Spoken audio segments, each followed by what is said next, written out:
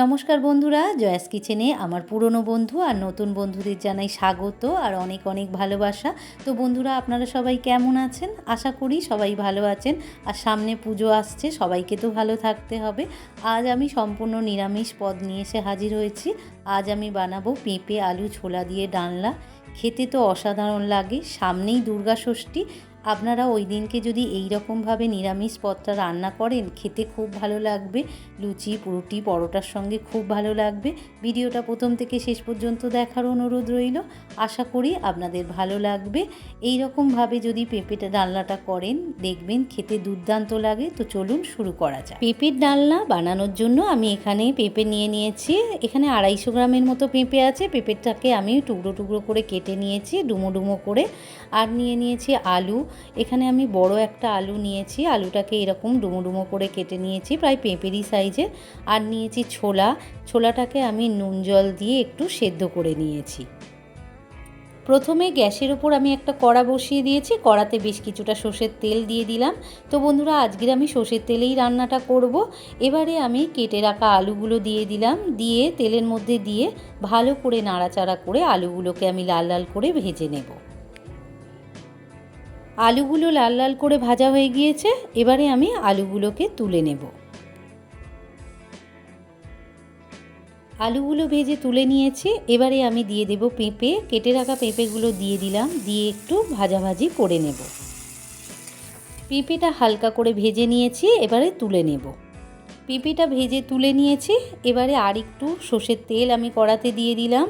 তেলটা হালকা গরম হয়ে আসতে আমি এখানে শুকনো লঙ্কা একটা দিয়ে দিলাম। আর দিয়ে দেব 2 তেজপাতা। আর দিয়ে দেব গোটা জিরে। এখানে আমি ছোট চামচের 1/2 চামচ গোটা জিরে দিয়ে দিলাম। এবার এটা একটু লাল লাল করে ভেজে নেব।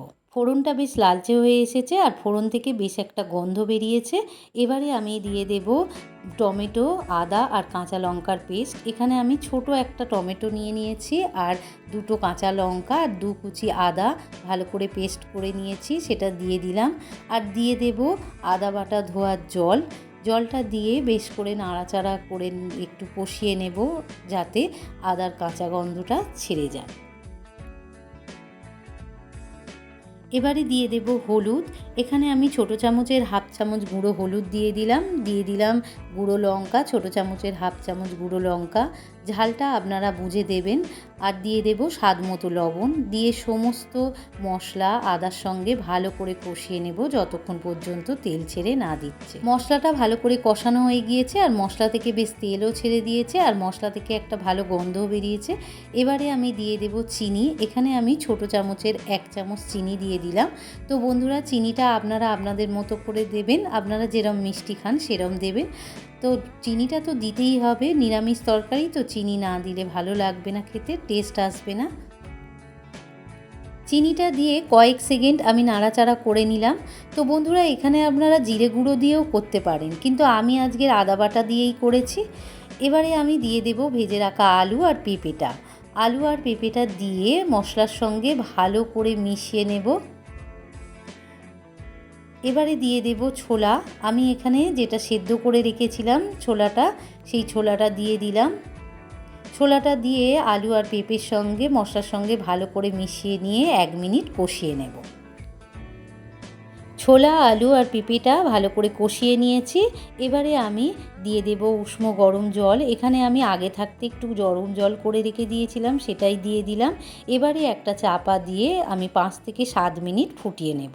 5 মিনিট পর আমি ঢাকাটা সরিয়ে নিয়েছি। আমার রান্নাটা একদম কমপ্লিট হয়ে গিয়েছে আর পেঁপে আলু ভালো করে সেদ্ধও হয়ে গিয়েছে। এবারে আমি একটা পাত্রে নামিয়ে নেব। তো বন্ধুরা, আমার এই রেসিপিটা আপনাদের কেমন লাগলো? যদি ভালো লেগে থাকে তাহলে আমার চ্যানেলটিকে লাইক আর শেয়ার করে দেবেন। আর আমার চ্যানেলে নতুন বন্ধু হয়ে থাকলে প্লিজ আমার চ্যানেলটিকে সাবস্ক্রাইব করে পাশে থাকা বেল আইকনটি প্রেস করে দেবেন। আর কমেন্টে জানাতে ভুলবেন না যেন আপনাদের কেমন লাগলো এই ছোলা আলু পেঁপের ডালনা। তো বন্ধুরা, আপনারা সবাই ভালো থাকুন, সুস্থ থাকুন। আবার দেখা হবে অন্য কোনো রেসিপি নিয়ে। ধন্যবাদ।